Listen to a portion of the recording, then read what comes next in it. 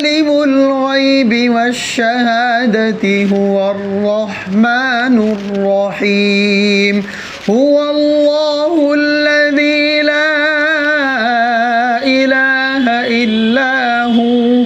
الملك القدوس السلام المؤمن المهيمن العزيز الجبار المتكبر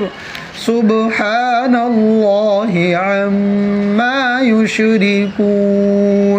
هو الله الخالق البارئ المصور له الأسماء الحسنى يسبح له